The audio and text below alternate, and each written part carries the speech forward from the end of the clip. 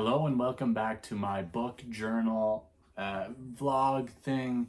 I am just gonna try to make it a quick, shorter video this time, considering one of my videos is like over 40 minutes.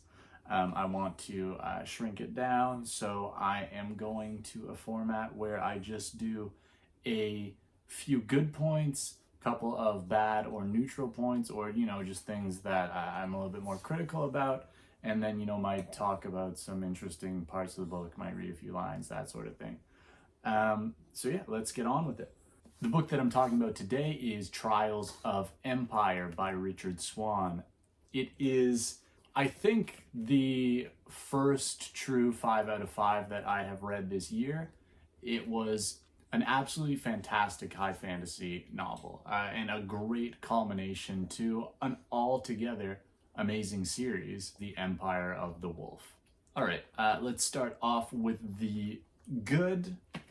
The second half of the Trial of Empire was an insane horror fantasy, like sprint through the astral plane and these like alien hellscapes, just right up my alley, sort of cosmic horror, otherworldly shit just going on the entire time, and just creepy and scary battles in the real world mixed in for half of an entire 500-page novel or so. It was great. I absolutely adored the step in that direction. You saw little hints of it throughout the other parts of the series, but it really turned it up to 11 in this one. If you like anything creepy, scary, but you also want a fantasy aspect of it and a great good versus evil battle, like, this book is for you.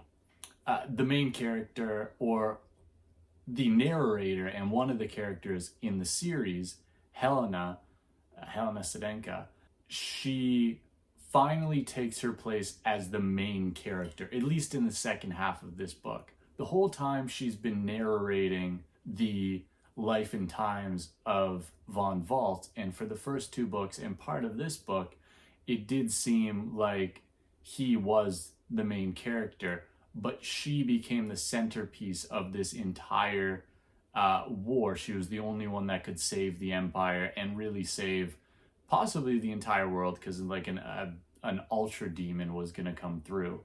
Von Vault also left for large portions of this book. He was doing his own thing. He took on the role as regent, or like the emperor regent. He took control of the Empire, its armies, how to do everything, because the emperor was not fit for duty and would have let the Empire fall.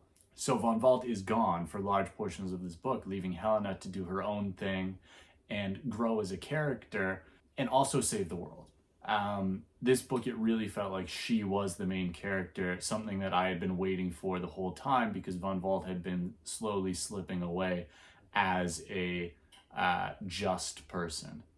In that same vein, Von Vault finally, like, his character finally became full. I found that it was really cool to see him become the other side of the main antagonist coin. Claver was someone who would do anything to bring about his version of the world, which was full of evil. He was bringing a demonic spirit into the world. Von Vault, on the other hand, would do anything to save it. Not necessarily to preserve the old way, but to stop the horrors that would come through. He murdered people unjustly. He did things that were morally corrupt, and just slowly became the same thing as Claver, just with different goals. And I really liked that. I mean, it might be simple, but I'm a big fan of comparing characters in that way, and I really like what the author did with Von Vault, because it was a slow burn until you finally saw him become Claver, just if Claver was a good guy. It was also really cool. The band of heroes had to travel to different parts of the Empire, well, actually outside of the Empire, places that we'd never seen before, to get allies and that sort of thing, We saw the areas where the pagans lived. They had some cool magic. The area where the wolfmen lived, the desert plains, almost like similar. They had pyramids and stuff, so I assume it was inspired by ancient Egypt, where the empire is more or less Rome. And the pagans would have been, you know, the northern tribes, England, Scandinavia, that sort of thing. You know, like rough wild men. It was really cool to see the group of people travel to these different places that hold different morals than the empire. But it was also cool because I've read a lot of, or like in some fantasy books, you get an empire which has total control, like this empire was insinuated to have, and these empires control everything. Like the entire world is theirs, except for like a few spots where the rebellion starts. But this showed us that the empire only controlled a small part of the entire world. I mean, very similar to Rome, where the empire was huge. They had control, total control over everything that they did. And I think even the empire, like in this, the Empire of the Wolf, the fighting formation, I mean, it's Rome. But like that's where the inspiration came from. They fight the exact same way with shield walls, and they have short swords, and it's Rome.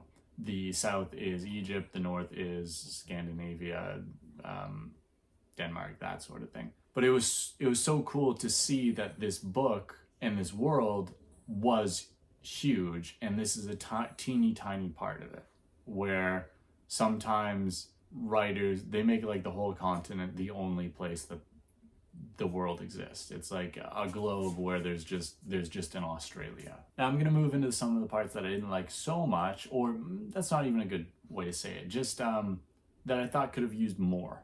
In the same vein as the last point, because the characters traveled outside of the empire only in the last book, you didn't get to see the cultures and how the other parts of the world live. I would have liked a lot more of that, but it is what it is. It was only supposed to be a trilogy, and meandering in the last act might have felt a little bit jarring and slow to some people. So I get why he did it, but I want to see more. Now, Richard Swan is going to make more books in this universe, so he'll explore those places, or theoretically explore those places and those cultures more in the future. Another thing that I wanted to see more of was the magic and how the astral plane works. The characters are rightly confused about everything that's going on in the astral plane and magic, because it's a lost art, essentially. Even the masters that are alive in the pagan cultures, the wolfman cultures, the empire, are like fledgling sorcerers and mages compared to what supposedly it once was, or what it could be in the magic system. So I hope in the future, when Richard Swan writes more books, we get to see that, and because I really like to sink my teeth into the intricacies of a magic system. But that's really, I mean, like I said, it was a 5 out of 5 for me. There's not much that I would change about this book. It also had one of my favorite lines, even though it's just heartwarming. Helena is reunited with her dog Heinrich, and she just cries out, "Oh, my heart," as she hugs him. And it's great because puppies. And then just an aside to that, I did catch a typo in the book. The line is, "I was deposited roughly onto the flagstones several hundred years up the road." I think fairly obviously this is supposed to say 700 yards up the road. Contextually, you can very easily change it in your head, so it doesn't matter that much. But, you know, for the third book in a series, and such a popular series, it's nice to see that mistakes still can come through. One of the conflicts in the book is Von Vault slowly becoming less moral, and Helena trying to keep herself from going down that path. But yeah, the split between Von Vault and Helena slowly grows bigger and bigger because of the difference between them, and Von Vault becoming more gray in his morality, becoming less caring about the actions that he performs to justify the end, which is saving the world.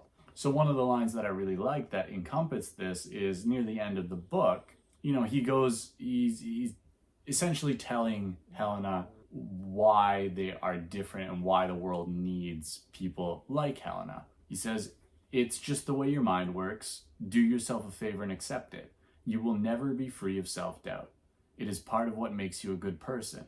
The evil in this world are entirely unafflicted by it, and that is the problem.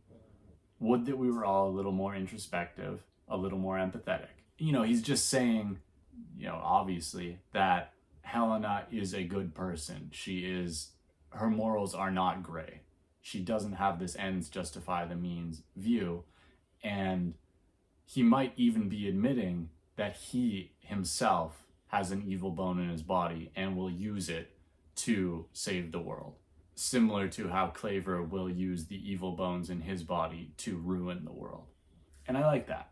He's finally giving in to the idea that Helena and him are not the same and will never be the same and can't be the same, and that Helena is good and the world needs more people like her.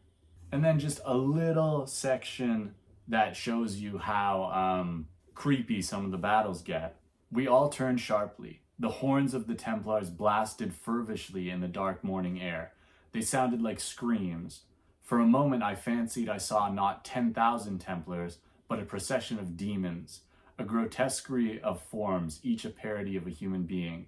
Hands for feet, eyes on chests, mouths for ears, skin the color of burnt charcoal. They gnashed their teeth and tugged out their own guts and fistfuls of their own brains, delighting in the appalling spectacle. The highway had vanished to be replaced with a river of blood, and they sloshed through it, kicking up great foamy sprays of crimson, which is just great. If you want more stuff like that, along with actual demons and higher form beings in battle later on, it's great. I highly recommend it. Like I said, an absolute 5 out of 5. Thank you. And another video will be coming soon.